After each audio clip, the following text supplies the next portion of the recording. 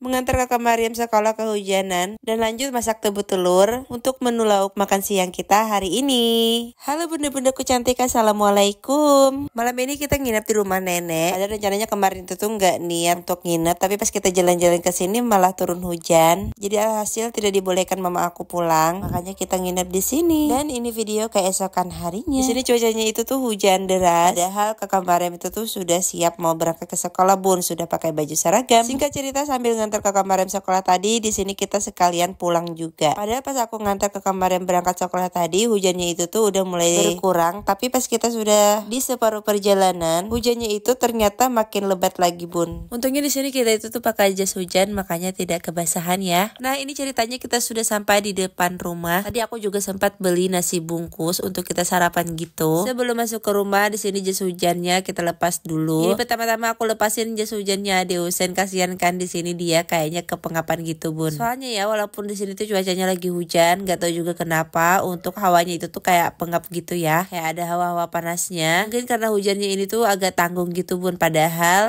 hujannya ini tuh mulai dari tadi malam kan sudah turun, tapi tidak berlangsung lama dan tidak terlalu deras banget juga. Makanya mungkin di sini untuk hawanya itu tuh masih aja berasa panas. Oke, ini aku udah sampai di dalam rumah. Nah supaya udara segar ini tuh masuk ke dalam rumah, jadi di sini untuk widaynya ini tuh sengaja aku buka ya, karena memang hujannya ini tuh kan tidak yang terlalu deras juga. Singkat cerita tadi itu tuh bawaannya mager ya. Dilihat jam, tahu-tahu udah jam setengah 12. Kakak Mariam juga sudah aku jemput ya teman-teman. Nah di sini kebetulan juga ada sepupunya yang lagi main ke rumah. Karena ini tuh kan udah jam setengah 12 ya. Juga pasti bakalan makan kan. Nah jadi di sini aku tuh udah mau berkonser-konser gitu di dapur. Hari ini tuh memang santai banget ya teman-teman. Aku memang nggak pergi ke tukang sayur karena di kulkas itu kan juga ada ikan. Nah untuk lauknya di sini aku juga mau masak tebu telur atau manisan hintalo. Tapi sebelum itu di sini aku mau masak dulu nih. Nah di sini ada 2 beras yang aku campur. Satu beras yang baru saja aku beli. Kedua beras yang sudah lama yang ada di rumah ini. Dia itu tuh juga udah berbubuk. Kebanyakannya itu tuh isinya kosong ya teman-teman. Makanya berasnya itu tuh mengambang seperti ini. Jadi kalian gak usah khawatir, yang aku buang itu tadi bukan beras yang bagus ya, melainkan beras yang udah kosong gitu isinya. Karena ada sepupunya kakak Mariam di rumah, jadi hari ini tuh aku masaknya sedikit agak banyakan daripada hari-hari biasanya. Sambil memasak nasi, di sini aku juga mau mempersiapkan menunya nih teman-teman, yaitu tebu telur alias manisan hintalo. Yang penasaran seperti apa isinya? Jadi seperti ini ya teman-teman. Ini tuh ada satu yang lumayan besar banget. Biasanya kalau udah besar seperti ini tuh rasanya kurang enak ya bun, karena dia itu tuh udah mau kelewatan gitu. Nah yang cocok itu tuh yang sedang-sedang aja. Biasanya untuk tebu telur yang usianya itu tuh udah agak tua, dia sebentar lagi bakalan menjadi bunga, makanya rasanya itu tuh kayak sedikit ada asam-asamnya gitu bun.